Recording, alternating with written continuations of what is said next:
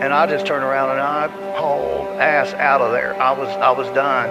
I wasn't dealing with that.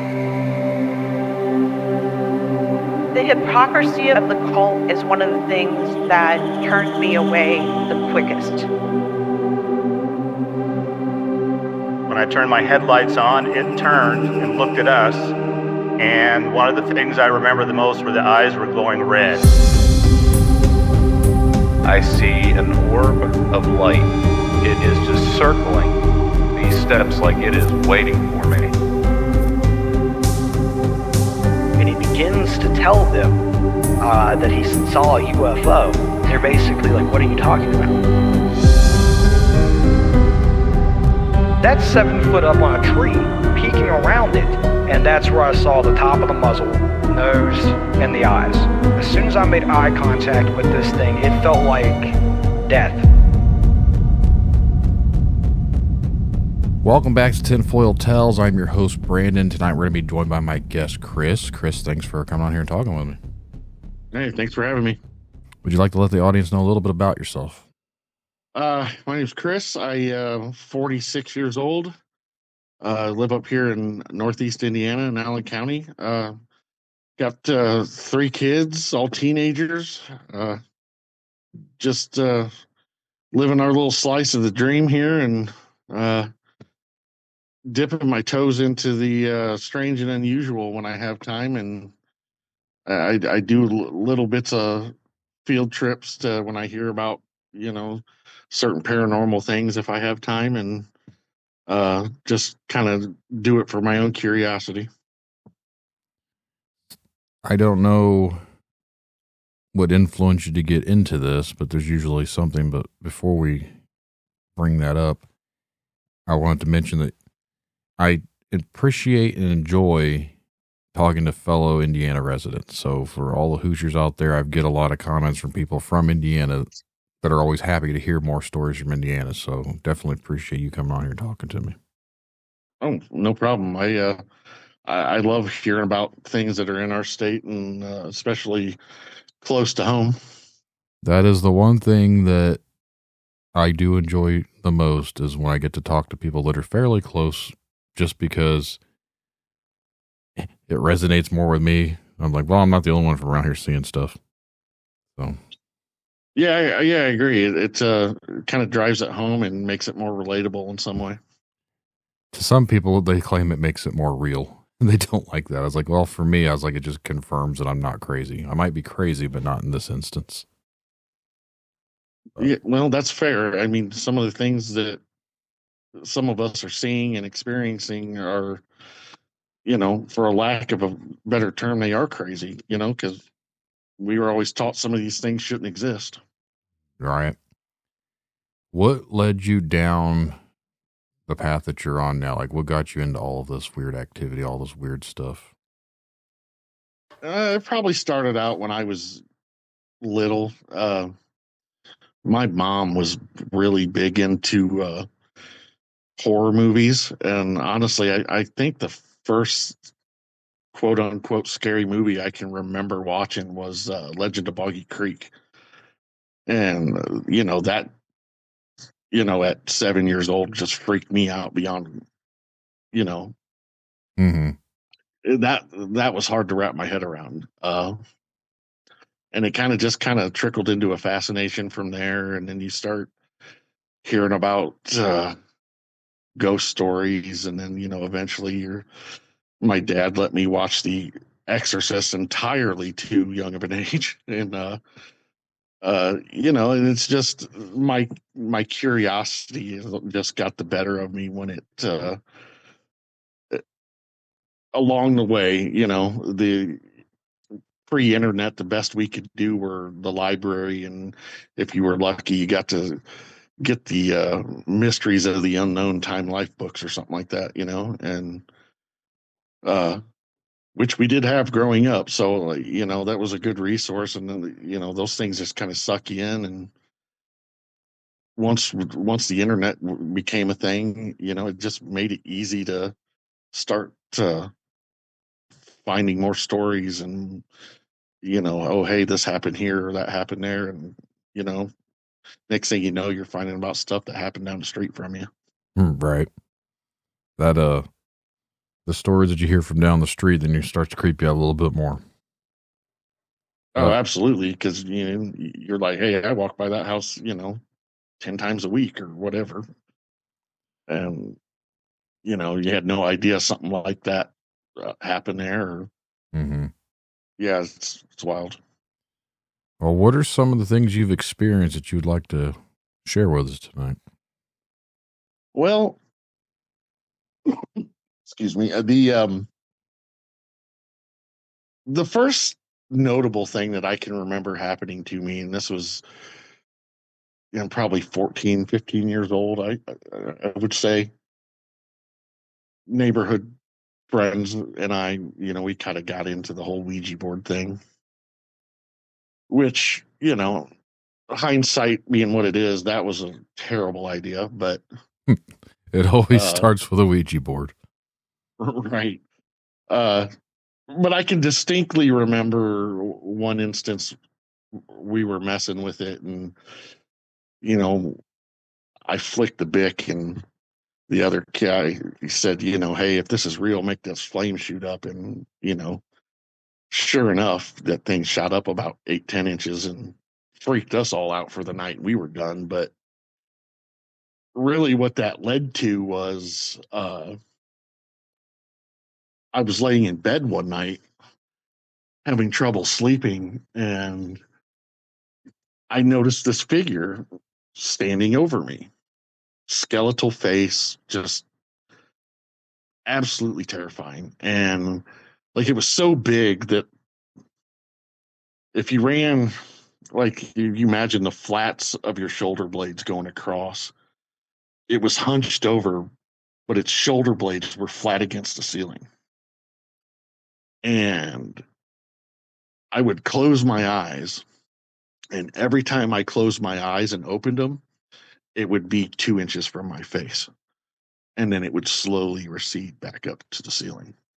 And it would just stare at me. And this maybe went on for 15, 20 minutes until I could actually manage to fall asleep. And the only thing I could take from it at the moment was it was evil. It was just, I don't know what its intentions were. At this point, it's been so long, it would be speculation. But I remember the next day pulling my sister aside, and she's about a year younger than I am, and I told her, this is what happened, this is what I saw, this is pretty detailed. And she convinced me that it was like, yeah, it was a dream, or it was this and that. And I said, okay, and I kind of wrote it off. But the validation to it came, a couple months later. I had went to my mom's for the weekend, and one of her girlfriends spent the night and slept in my room, which I didn't know about until I got home. And my sister pulls me out. She's like, I kind of all freaked out. She said, you're not going to believe this. And I said, what? She says, so-and-so saw the exact same thing sleeping in your room, and it did the exact same thing to her that it did to you. And, that's when I proceeded to tell my sister, like, see, I told you it wasn't crazy, and same thing. It just evoked fear. It was, Right. I've always chalked it up to being something demonic. That's what I felt in my heart. That's what I felt in the moment. And I'm absolutely positively sure it's because we were messing with that Ouija board. And, that, and, being an emotional teenager with doubts and this and that and whatever else, like we all did back then, I think it just fed into it. No, when it comes to Ouija board stuff, that is the one thing that I have never messed with, and I don't have any intentions of messing with. I don't know if it's just because of my upbringing, but I've never thought there's anything good comes from a Ouija board.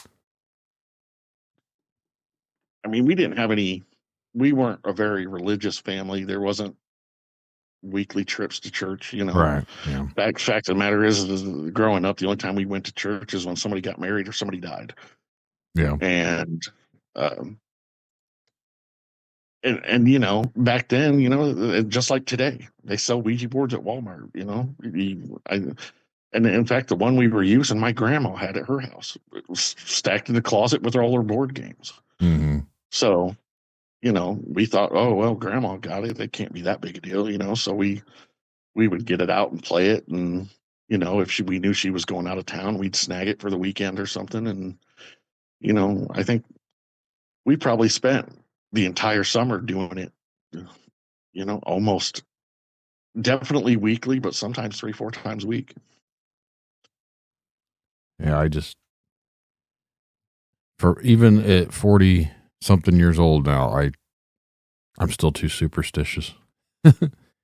So, well, like experience and some other things have just taught me that these things aren't good. And you listen to some of these other guests on other podcasts, and they'll swear there's nothing wrong with it, and more power to them. And I'm glad that maybe somebody's having a positive experience with it, but I would never dare consider touching one. In fact, I've told my kids as they've grown up, that don't mess with these. It's just there's nothing good's going to come from it. no. So, not to hijack anything, but I recently got a bunch of paranormals, like some cameras and some meters. And the other thing I got for this documentary is a spirit box. And one of the rules that I've always heard is you don't do any of the stuff in the place you live in. And I turned on the spirit box and I made sure it was scanning. And then I didn't say anything, so I turned it off. And then my son asked me, he's like, is that the thing that like the ghost talked to you through? So I said, yes. My wife didn't want me to mess with it. And he said, try it out. I was like, okay. So I turned it back on and I asked, I was like, is anyone out there? And within 5 seconds, we hear hello in a lady's voice. And I just instantly clicked it off. Yeah. I was like, yeah, this is why you don't try that stuff at home. Right. Yeah. And, and really until you were telling that, I hadn't really considered that those things are basically just digital Ouija boards. Right. That's kind of what, when you were talking about Ouija boards, like this is literally the same concept. You're asking questions Right. and now it's just saying things in frequency voices. Yeah, absolutely. I mean, I'm guilty of it. I've played with them. I've downloaded the apps and tried them at home and tried them at work. And, I don't know I don't know how good the ones are that you put on your phone are, but they're definitely interesting. Right. So this one just scans the radio frequencies like a little handheld radio thing. So I don't know Right. the concept behind it other than it just scans through all these frequency ranges for like radio stations, but it's just weird enough to me that I'm not going to mess with it. I'm going to take it somewhere else and use it, but I'm not going to use it at home.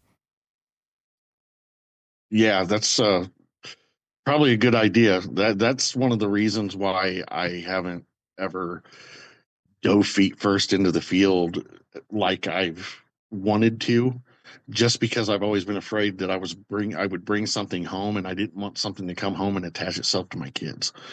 That's exactly the reasons why I don't do anything like that. I'm already leery enough to go out into the woods to do this documentary, and hopefully whatever we potentially get interactions with doesn't want to come home either. But I've got preparations to quote unquote bless us and protect us and stuff like that. So we will go out and hopefully not have to worry about any of that. Well, that's a good thing. I hope it works out. Yeah.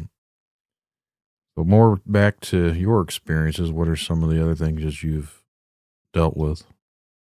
Well, the first experience I talked about, I think, really was kind of like a springboard, and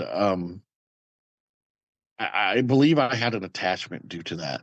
um, a, a negative attachment, because off and on for years, well into adulthood,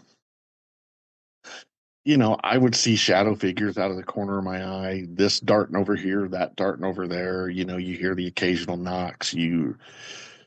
Um, but eventually things would start to progress. And for me, I would start hearing heavy breathing, like very deliberate, like, a deep inhale and a strong exhale, just like on a steady clip. That's how it went.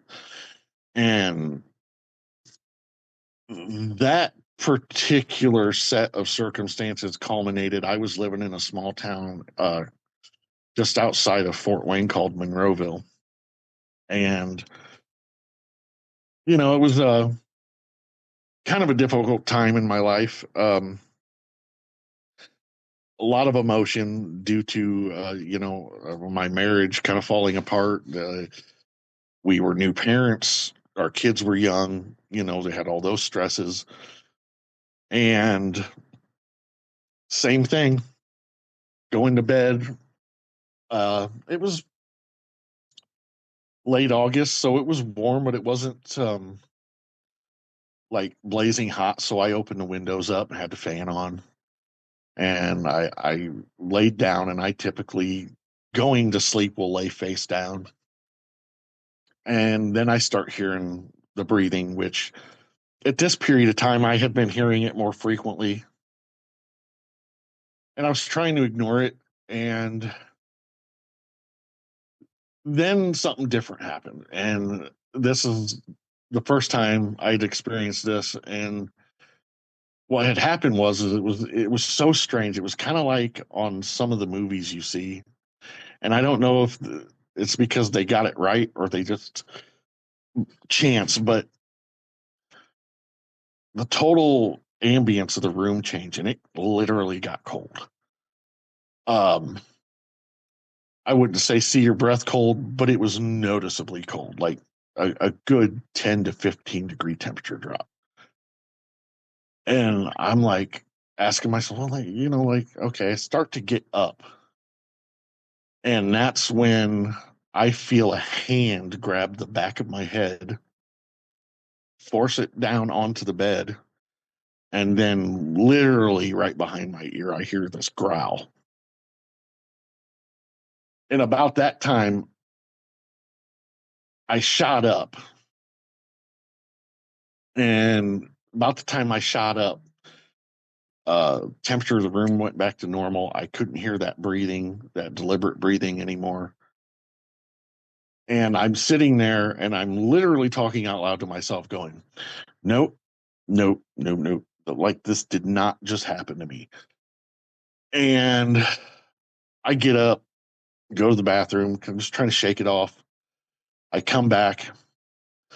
I said, forget about it. I lay down and it starts all over again. The breathing, the temperature starts to drop again. And about that point, I didn't give it much more time. And I just got up and I said, no, I'm sleeping on the couch tonight, and that was the extent of that particular experience. But that by far was probably the most terrifying one I've ever had. Like, to have something, I believe in these things. I even prior to this, as so many of us do, you don't necessarily experience these violent things, and yet we choose to believe because you hear the sincerity in somebody's voice and you see the emotion in their eyes when they're telling it, if they're willing to tell you. And I couldn't even talk about it for a few years. And Right. it was, it just really kind of changed everything for me. Cause I believed it. I went from, yes, I believe it's real, to I know it's real. And that's such a powerful thing. No, I get it. That's That's the struggle I think a lot of people have, is actually accepting the idea that these things are real. The stuff that you experience is actually real. As much as we try and write it off or not want to accept it, you sometimes just can't. You come to terms with it. And that's where the struggle actually begins. Right, because nobody in my family believes these things like I do.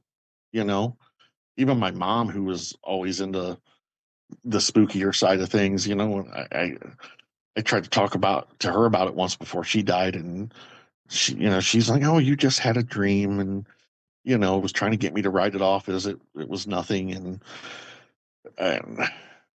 it's not till you start really having a conversation with somebody that's been through it that they go, you start to feel like you can open up to talk about it because they've experienced it themselves. And that's really what it took for me to get comfortable with it. Right. Yeah. How old were you when this happened? Oh, I was probably mid 30s, 34, 35. Okay. So, about 10, 15 years ago, you said? I think you said you're 46, 47. Yeah, I'm 46. So, about 10 years ago, roughly. Yeah. Yeah. And it was about that time, the place I was working, not just where I was working, it was everywhere I went. It was the grocery store. It was any department store. I was seeing shadow figures everywhere I went. Mm-hmm. And it was, I'd total movement out of the corner of my eye, a knock, right as I passed a certain spot. And it was, that was a really dark, dark time for me. And like I said, I chalk it up to the emotions of my marriage falling apart and having young kids, and you're trying to navigate that part of your life and the stresses of paying the bills and everything else. And I just think whatever that I believe attached itself to me all them years prior was feeding off of my doubt and my fear. And it was, if I didn't know any better, I would say I think it was maybe demonic oppression. I wonder, this is just me spitballing, but you talked about like an attachment. I wonder if whatever it was that was looking over your bed isn't the same thing, and it just has just been following you, like it's been attached to you. I know it's been. I've wondered that myself, and I don't know. I mean, it would make sense, but the best honest answer I give you is I don't know. Right. And I guess maybe because it's when the other things have happened, like being held in my bedroom, like I was absolutely terrified. But the fear I saw when I saw that entity when I was at 15, 14, 15, that was, it was kind of a different kind of fear. Like the thing I saw standing over my bed, I feel like it was screwing with me for the sake of screwing with me. Like it was like getting off on it. You know what I mean? Mm-hmm. Like feeding off that fear I was emanating. Did that thing that was looking over you, did you notice if it had any sort of definitive like shapes or anything like that you could pick up? It absolutely had a skeletal face. It was like, I'm not going to say on like a traditional skeleton look to it, but kind of like very dark sunken eye sockets, and everything else was kind of grayish black, and everything around it was just black to a certain point. Mm-hmm. You know, within maybe a foot or two of it, it was just the darkest dark. And yeah, that's what I remember of it. It's It been so long, you and don't it's it's not one of these things I talk about super frequently because it just doesn't affect me like it used to. were you able to move at all, or were you kind of like almost, I want to say frozen, but almost like sleep paralysis with it? I don't know. Simply because I've never really thought about that. Um, The I lead, do know. Go ahead. I said the leaning over and like looking at you type stuff reminds me of very like a lot of Hat Man. That's why I was asking about the shape. If you seen like a hat type shape to it, a lot of the Hat Man stories that I've been coming up with, like stuff I've researched and things that people have told me, usually they feel like their body can't move, and this thing's usually looking over at them and it's close to their face, and there's a lot of similarities with that. So when you were saying that earlier, the first thing I started thinking about was I wonder if it was like a Hat Man type entity. I don't know what they are. I just know many people report a lot of similar characteristics as to what you were describing. It very well could have been something like that. I don't recall seeing a hat, but it could have been because I was just so stone cold focused on the face that I just don't remember one. Mm-hmm. Um, so yeah, that's a very real possibility. Yeah, I have no idea what they are. I just know that a lot of people report, like I think I may have had my own too, but I don't know if they're evil. I don't know what they are. I don't know anything about them. I've talked to people who have different opinions, but I don't honestly think anyone really knows. So it is just kind of a guessing game. Right. And yeah, I've often wondered how many experiences that individuals have where maybe that we think something's evil is maybe it's not. It's just because we're so scared because we've never experienced anything like that before. I think, and this is not to alienate myself from a lot of people, but I think what our interpretations of evil is could vary differently from something else. So let's just say these things, we are given guidelines to our reality as to what has been put in front of us of what's good and evil. So we interpret things as good and evil based off of what we believe is to be good and evil. But what if these other things are out there and they're not necessarily good or evil? They're just indifferent because they're only what they are. So they're no longer in the same guidelines that we've set upon our own selves. So we think these things are coming around here doing evil things, but yet we'll just use animals for an example. Like, say there's a pack of wolves out there. Well, a wolf hunts and eats a deer. Like, does that make a wolf evil? If these things exist and they come here and they feed off of us, like our energy or something, a lot of people say, oh, they're negative spirits. They're attaching to you. They're feeding off your energy. They're eating. They're like parasitic. But that's just their function. Does that make them evil by nature, or is that just them surviving? No different than when we go out there and do what we do to survive. Yeah, that's a very fair question. And perspective is definitely everything because what I've noticed a common theme between people who have paranormal and different cryptid encounters is the one thing I hear a lot of people say more than anything is that it shattered my belief structure. Mm-hmm. Well, those of us that have had experience or seen things or seen run across a Bigfoot or a dog man or whatever it is, once you have that experience, I mean, your belief structure is completely changed. And the, I've always told my kids, like my oldest daughter has always been really fascinated with all the paranormal stuff and Sasquatch and Dogman stuff. And I've told her, I said, kiddo, I said, you got to watch what you wish for. I said, because It's like once you're that third eye or whatever it is that gets open to that, what I've from my experiences is once you've experienced it, it's hard to not see it. It's hard to not experience it. I don't know if that makes sense, but there's just something about that. I agree, because most of the time when I talk to people, if you've ever experienced one thing, you start to find out they've experienced more. And I've said this many times at this point. I used to never believe when people said, "Oh, I saw a Bigfoot.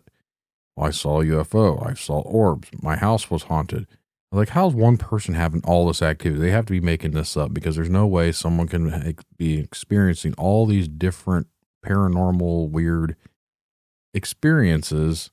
So they got to be full of crap. And then it's very common. And then the more I've dug into and the more I've thought, and even things that I've experienced myself, is basically I feel hypocritical sometimes, because I've seen things. I've had these, when I actually started to think about some of the things that I've personally went through, I'm like, maybe there is something to this, because the more I talk to people, the more I've discovered that a lot of these things are common, which has led me to believe. And I think all this stuff is somehow connected one way or the other. And when you start experiencing one thing, it opens you up to experience more. So once your mind is open, I think that's why you experience more things, because it's now able, you recognized it, so now it's looking back at you, like it recognizes you, if that makes any sort of sense. But like, it's the old thing of like, when you stare into the abyss, sometimes the abyss stares back. I think that is very true when it comes to this type of stuff. Like, if this is the abyss, we looked into it, now it's looking back, and that's what all this stuff is. Oh, absolutely. That's the whole thing with, like, hey, I figured out the pattern for your camouflage, and now I can pick you out no matter where you hide. So once you do that, it's, the game's over, at least to a degree. I mean, at least, yeah, I understand what you're saying there completely. Once everyone starts to pick up on the weird wavelengths of what goes on, I truly believe that's how we are able to experience more stuff. So when people want to go out looking for this stuff and they don't have any sort of experiences, I think it's based off intent too. So if you're going out there and you're trying to cause things, you're trying to rile things up, you're trying to find stuff, most likely you're not going to, because you're purposely trying too hard. Like, the most I've ever heard from people, to me, are the ones that aren't out there doing anything, and they just so happen to see something happens to them. They weren't out there trying to find anything. They weren't in a haunted house. They weren't out in the woods hunting Bigfoot. Like, it's the random person driving down the road and something walks across the road. It's the person that lives in a house and they're like, "Man, my house is haunted because literally my cabinet door flies open and a dish comes flying out at me." Like, that's the type of stuff that seems more believable to me, in the sense that these people are just everyday people, not out here trying to instigate this stuff to come out, but they're experiencing it. Oh yeah, absolutely. I've noticed that myself. Like, I love going out and going into the woods, and so and so said they saw this here, so I'll go check it out if it's within 40, 50 miles of the house, or I'll go camp there for the night. And typically I don't experience anything or see anything that I feel like is odd, or even could be considered circumstantial evidence towards the subject at hand. But it, when I look back to the experiences that I've had, or when I've seen something, it's every time I'm absolutely not looking for it, and then suddenly it's right in my face. Yeah, that's, to me, when I think when you're not thinking about it is when your mind's more open to it, which is a weird way of saying it, but I think that's how it kind of works. Is your mind's more open when your mind's shut off. So if we're just out there doing something, not thinking about things, we're just focused on what we're doing, this and that, I think that makes it to where we experience more stuff, because the more we try and zone into that pattern of what's out there, I don't think it works that way. Right. Which, right. I don't know what I'm talking about. So for anyone listening, Yeah. you think that, oh, Brandon has all the answers. I have no answers. This is just me being myself. And this is how I rationalize things. I am 100% never going to say this is how it is because I don't know. Well, yeah, I get what you're saying. I don't know anything. I just know what I've experienced, and some people will hear me talk about it and go, "Oh, well, wow, that's crazy," or some people might go, "He's full of it," and that's okay too. I'm not trying to convince anybody. I just know that this is what I experienced, and it's and kind of to your point, that kind of reminds me of those uh, like patterned posters they used to sell back in the 90s, where if you stared at them long enough you could see like a boat or whatever. Yeah, I know what you mean. I It's like can't think what they're called, but it's like that. You focus so hard on seeing the one thing that you don't see anything else around you. mm-hmm. And that's when I think we miss a lot. I think there are plenty of people out there. I can almost say majority of the world has had some sort of interaction with something different. And I'm meaning it in the sense it could have been paranormal. They could have seen something. I don't know what it is, but they've had some sort of strange instance. And I think it gets ignored.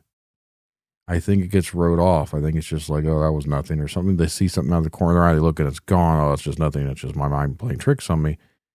But what if in those instances it's really not and we just write it off? Because I think that's human nature, is to write it off because we don't understand it. Yeah, I think that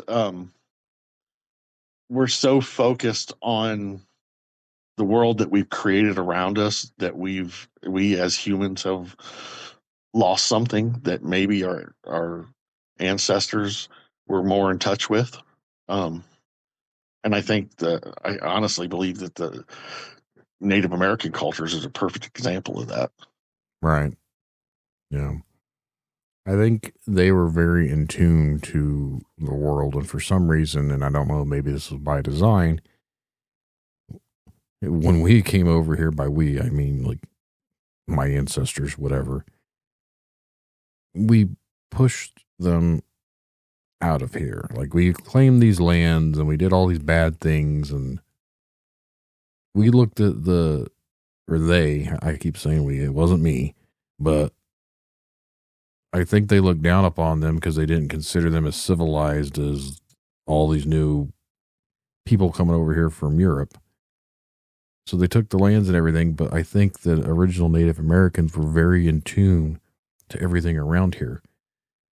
We didn't see them as civilized people, so we pushed them away, but yet I think the civilization that we are is blinded to a lot of the real truth of reality, if that makes any sort of sense in my big long rambling there.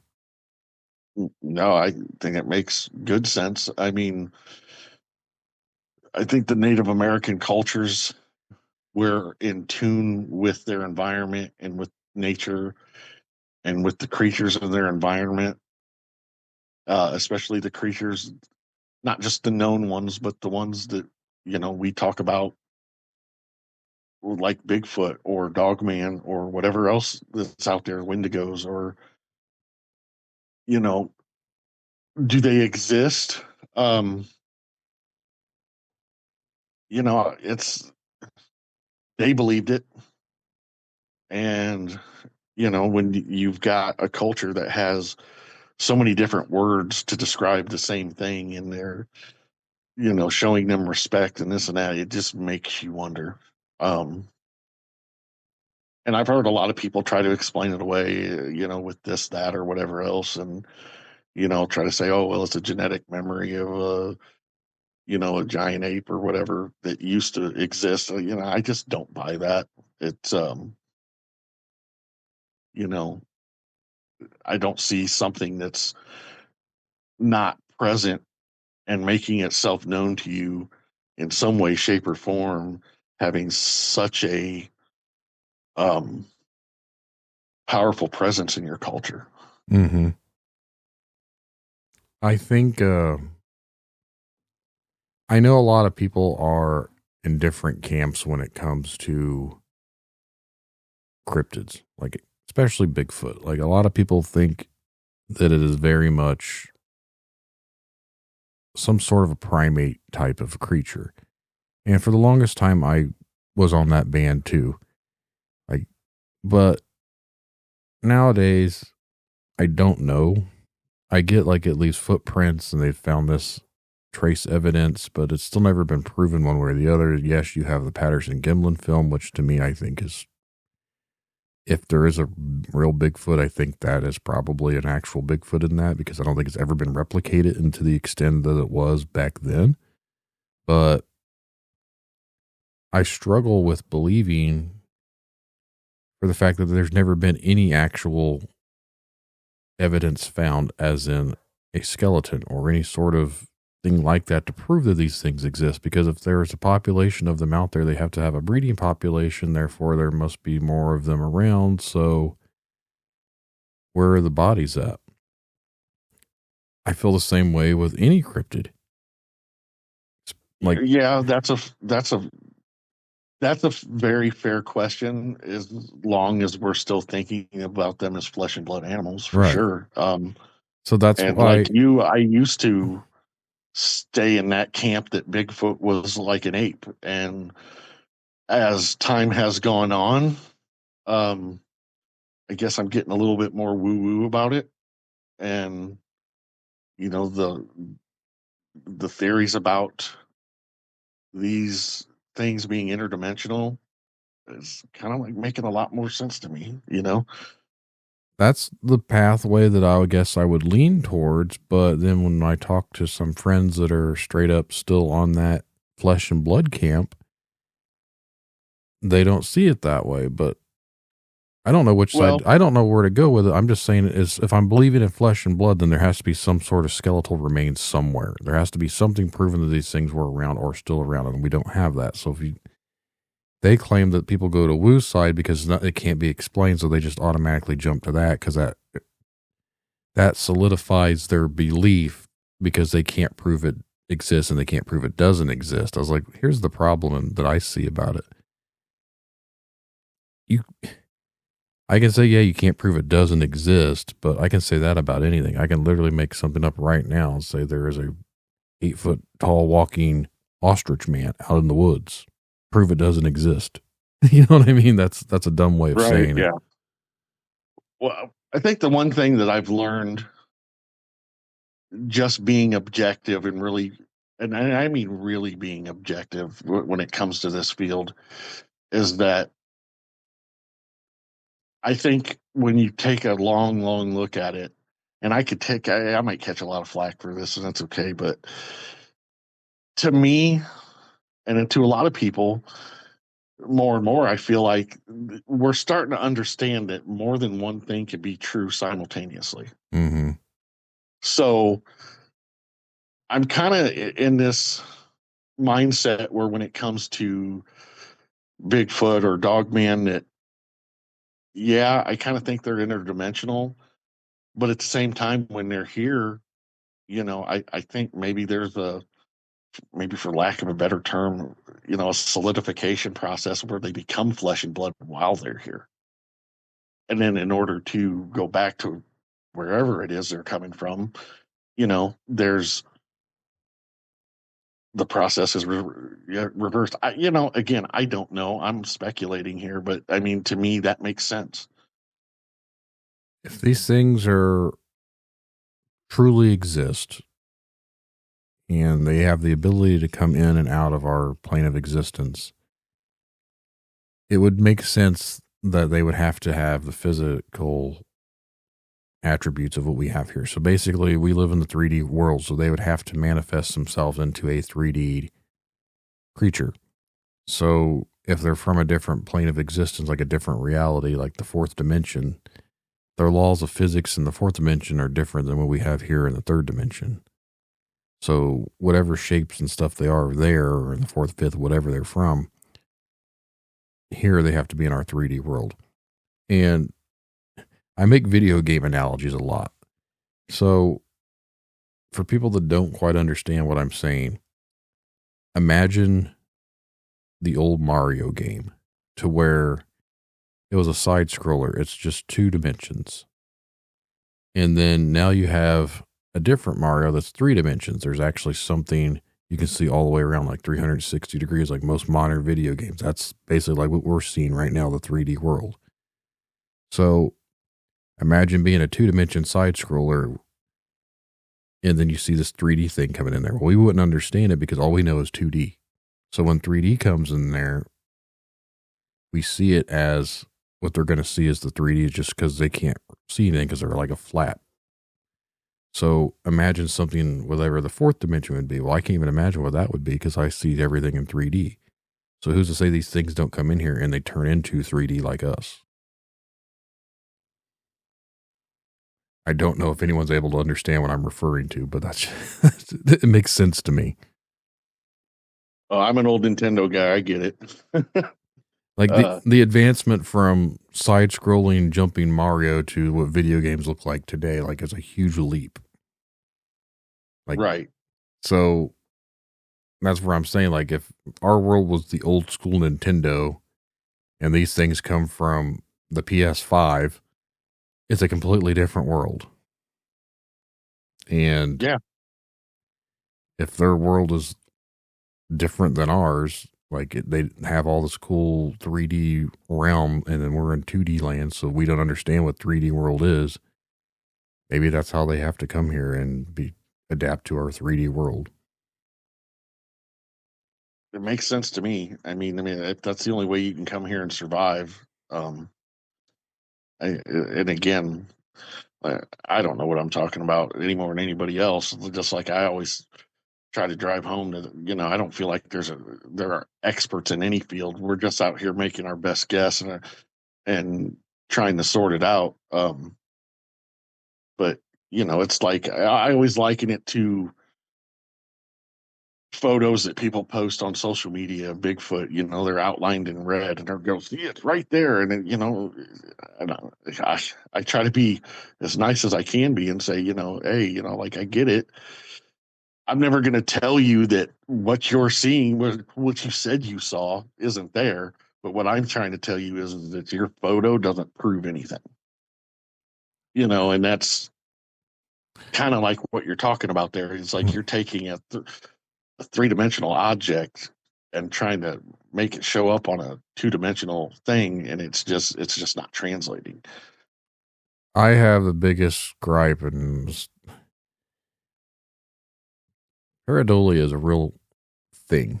And for a lot of people, and I'm not, just like you just said, I'm not going to argue with people that they're not seeing what they claim they're seeing. I just personally don't see it. And I know a lot of people that don't see it, but just because you put red circles on a blurry photo does not make it an actual Bigfoot or a dogman or whatever the hell you're claiming it is.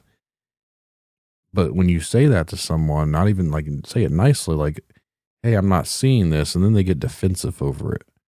And then social media has made it to where certain groups you can say things like that, but majority of them, because we want people to come forward, we embrace that.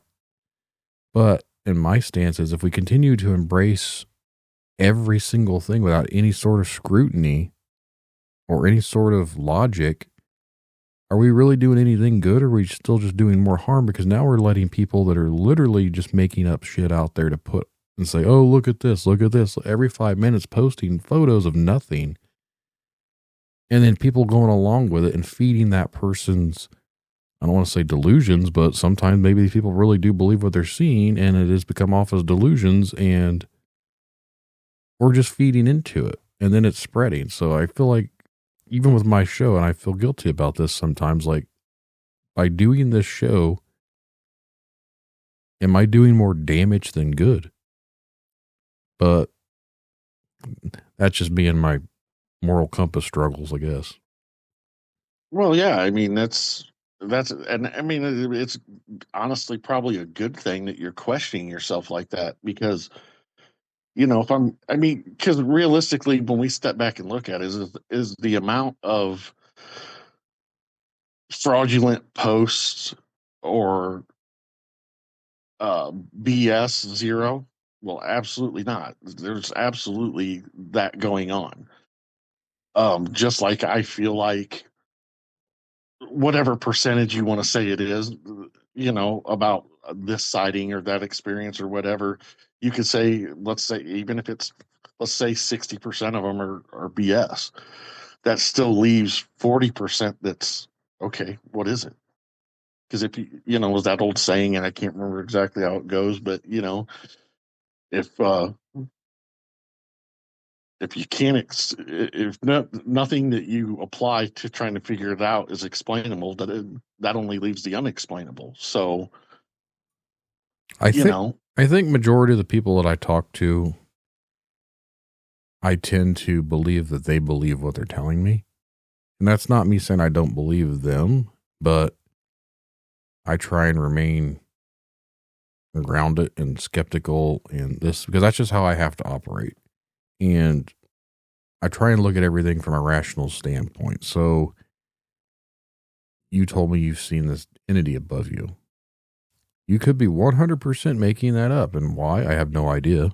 But that's just something that people could come on a podcast and make up a story. And then I get people sending me emails saying that this guest is full of crap, blah, blah, blah.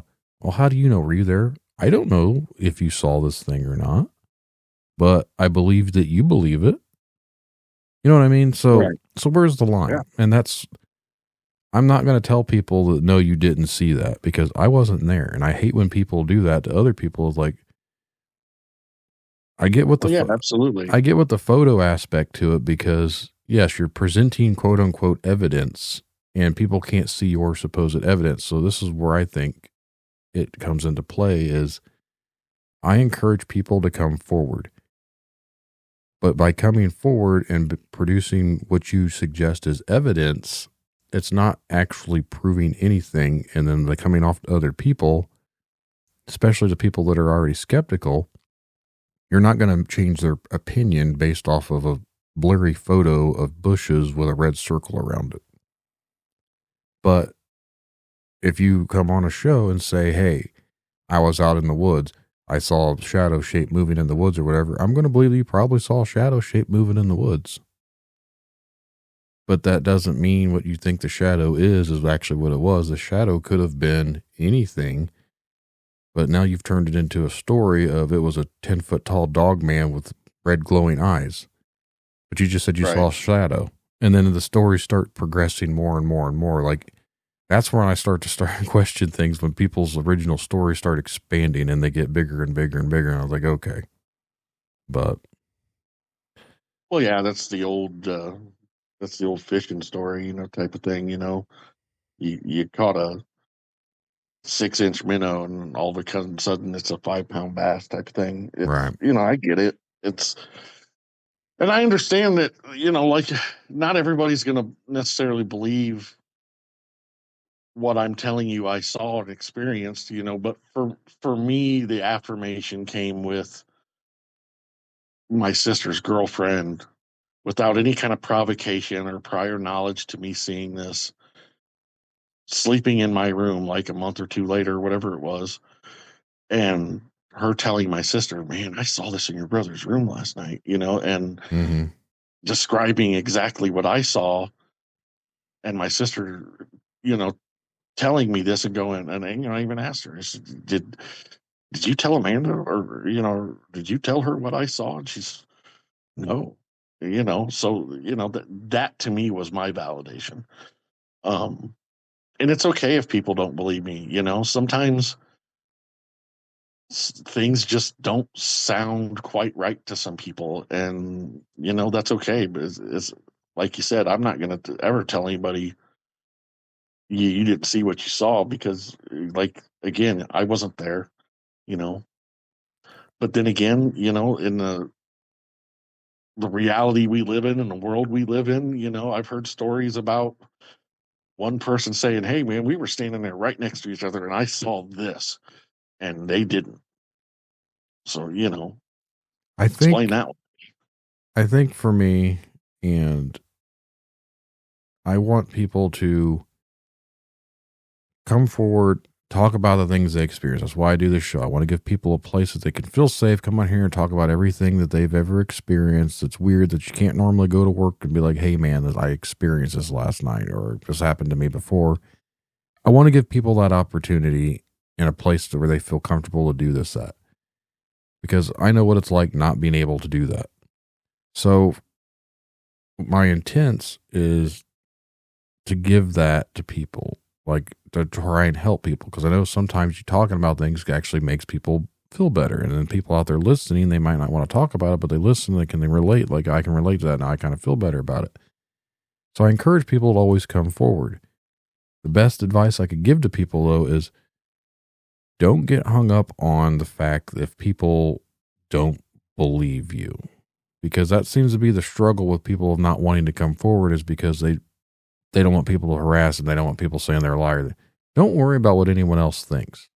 I know that's weird to say, like, because everyone has to worry about what other people think, but it doesn't really matter because at the end of the day, you know what you experienced. Those people weren't there. So anyone saying that this didn't happen, that's their opinion. And it doesn't, their opinion shouldn't matter because you know what you experienced. And I think that's why I get so hung up on things. And I don't want to try and sound like a white knight for people, but why do people want to tell someone they didn't experience what they say they experienced? Because again, we just went around like they weren't there. They don't know. So don't worry about if some random person on the computer that you're never going to know doesn't believe you, because that person doesn't matter. Right. And, on that same topic of conversation, I got to tell you thank you because honestly, when you reached out to me initially, and I don't remember exactly what it was, I think it was late last year, but I had been on sabbatical from the paranormal and cryptid field just because I had gotten so fed up with the drama and the infighting that comes with some of these groups. Right. And there's a lot of really great people and doing a lot of really great research out there. And, I tried to tell some of these people who I was friends with that, you don't have to address everything that comes your way. And it turned me away from the field. And it really wasn't until you reached out to me and I started thinking about it again and I started listening more and I'm listening to your show and I'm start listening to catching up on a couple other shows that I used to listen to because I hadn't participated in the community for at least 2 years and maybe longer. And I had just got so fed up with the such harsh scrutiny that people were giving to each other. And it's like, let's stop with the fighting. And, I thought this was about advancing the field through research and through experience, and so again, thank you because, you reaching out has kind of pulled me back into it. And I'm glad I have gotten back into it to the degree I have, because I do love the community and the subject matters. So I appreciate you. I'm just a guy with a microphone trying to give people a place to talk, but I'm glad we're able to get in touch. But Yeah, I was going to ask, is there anything else you want to talk about? well, I had an experience. This was about 7 years ago in New Haven, Indiana. And I'll tell you the story, then I'll get into it after the particulars afterwards. So at the time I was staying in New Haven, and there was a pool out in the back, and a lot of times I would go out really late when everybody was sleeping, 12, 1, 2 o'clock in the morning, and I'd go float in the pool and turn on a podcast or something and listen to it. I've always kind of thought that was relaxing and fun. Uh, During this particular few evenings, I had noticed that I wouldn't hear any frogs, no crickets, no nothing. It was just quiet, which is kind of unusual in the summertime, in mid late June. And it just seemed, knowing what I know, I was like, that's weird, but I didn't think nothing. I'm out there, I'm trying to relax. Well, where I was staying is there's a sizable ditch that was once part of the old Wabash Erie Canal system. And that actually goes all the way down and hits the Maumee River about 3/4 of a mile from where we were at. And so I'm out there one night, and the backyard has got a privacy fence around it. But however, portions of the fence have came down in a storm and we're laying flat. And through the quiet, the first night I heard a couple tree branches break. And knowing what I've heard, I got curious, so I got out of the pool and dried off. And I was hearing a little bit of movement. I couldn't tell where it was coming from. But as soon as I cleared the fence to where I was exposed and could be seen, it just went hush. And I was like, oh, that's weird. And I stood there for, 5-10 minutes, whatever it was. Didn't see any movement, didn't see anything. I just, okay, whatever. Maybe it was just whatever. Go back in the house. Next night, I come back out and do the same thing. And I had another tree snap, and it was a loud one. So I go back out to where the end of the fence is and step past where the fence should have been. And there's a cluster of trees over one of the neighbors' yards. It's maybe 20 foot in diameter, filled with weeds, And I get maybe 30 feet from it, and I hear this growl, and I felt it. It was loud, very bassy.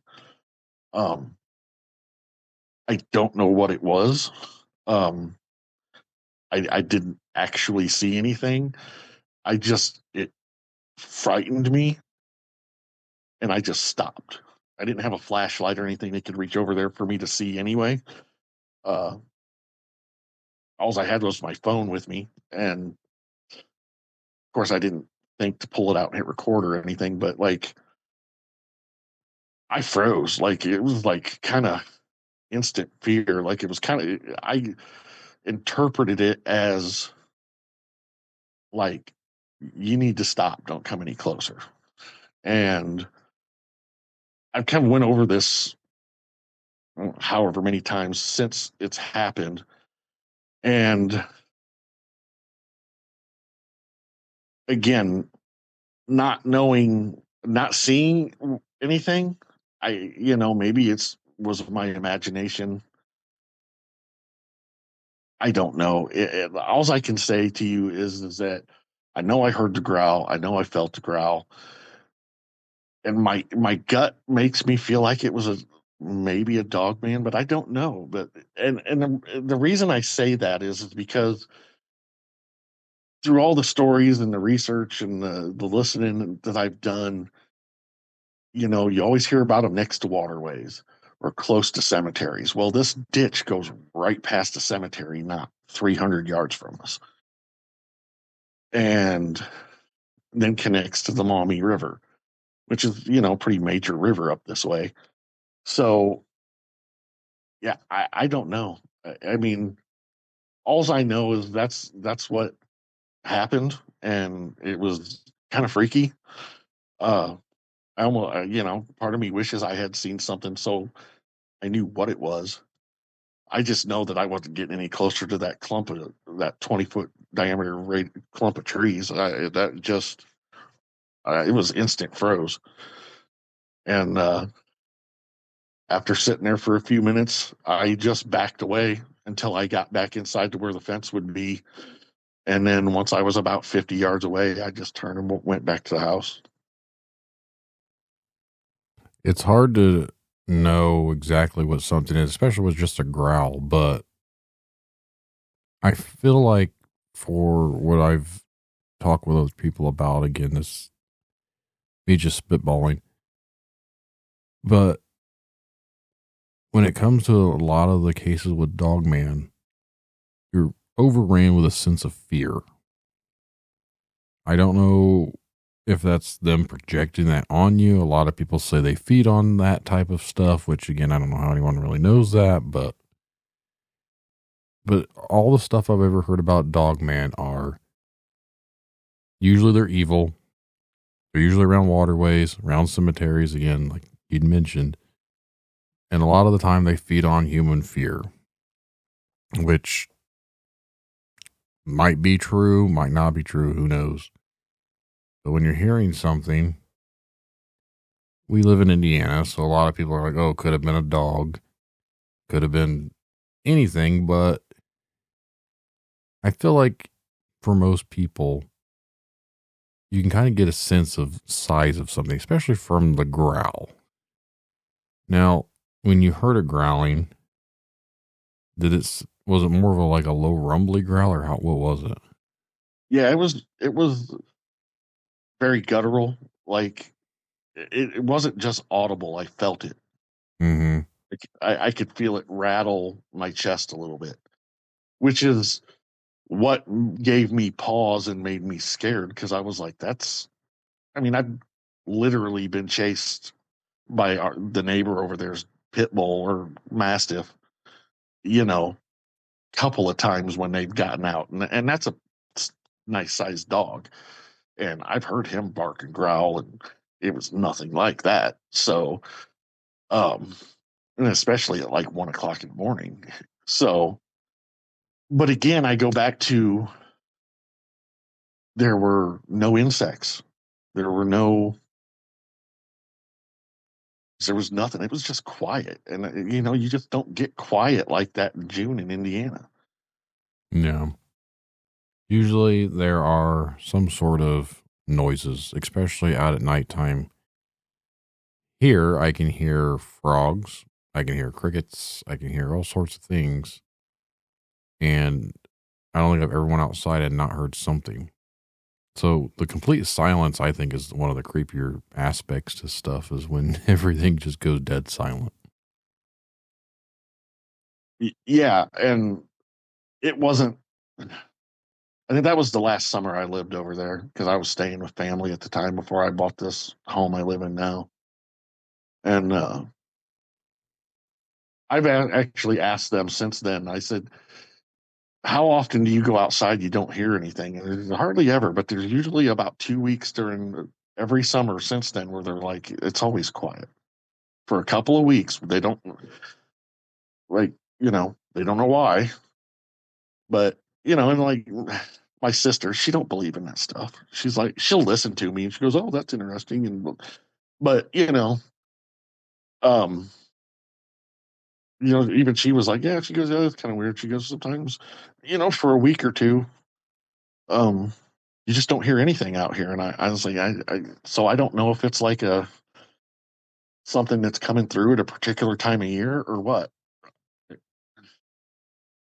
and again, I didn't see it. So maybe hearing and feeling that, I'm just putting the puzzle pieces together based on the things that I've heard. And maybe it's me wanting that to be a dog man. I don't know.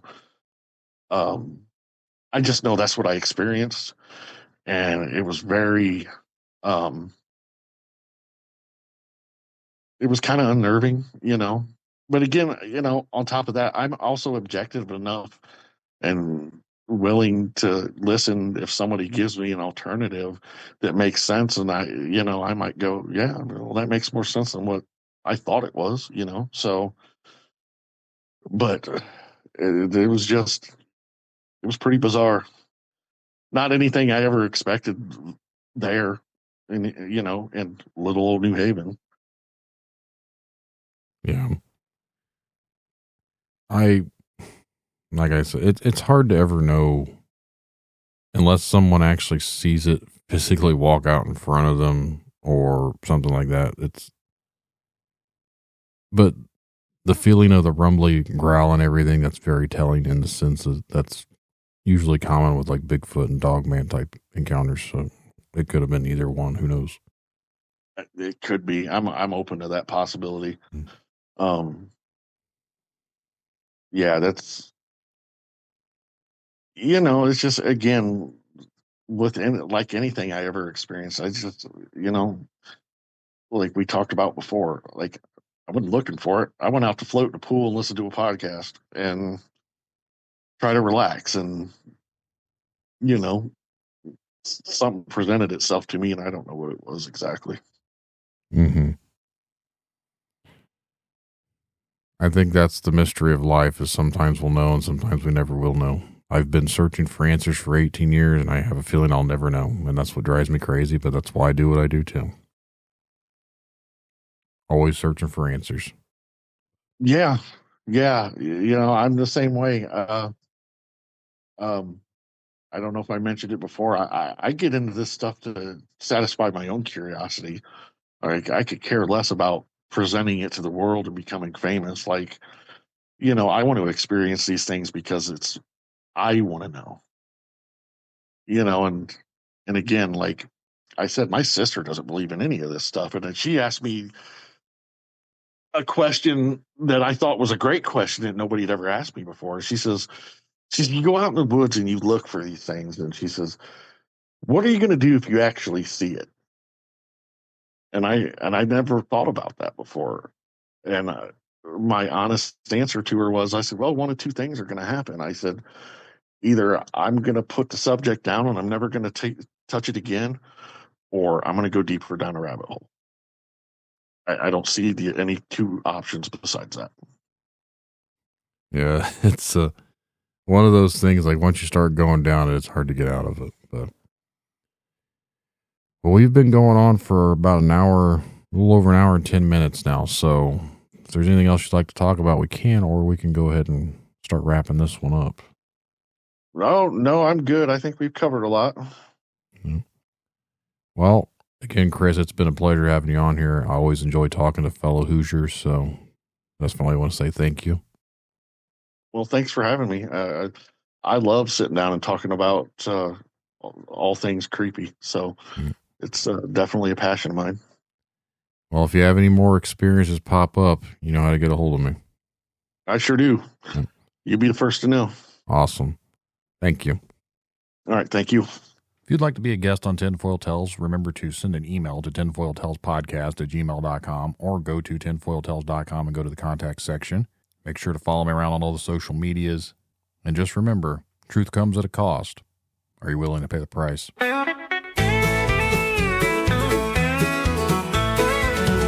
heard a story late last night about something lurking along the wood line. Huge footprints, strange lights in the sky. They claim it's nothing, but I know they lie. It's easier to laugh in my face, but something about this makes me say, what if it's real? What if they knew? What if the answers are coming from you? Spinning stories, wasting my time, hearing voices, is it all in their minds? They can call me crazy, but I just want some proof. What if it's true? What if it's real? What if it's true? What if the world's not what we knew? Tinfoil Tales, pulling me in, a story that starts where the logic ends. What if it's real? What if it's true? The answers are waiting, they're waiting for you.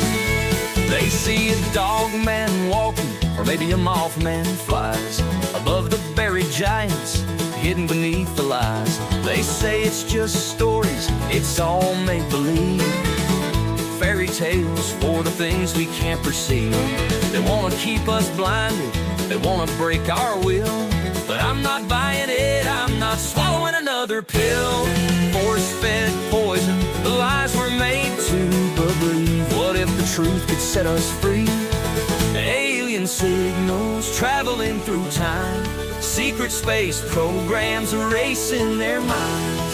They call them crazy, but I just need some proof. What if it's true? What if it's real? What if it's true?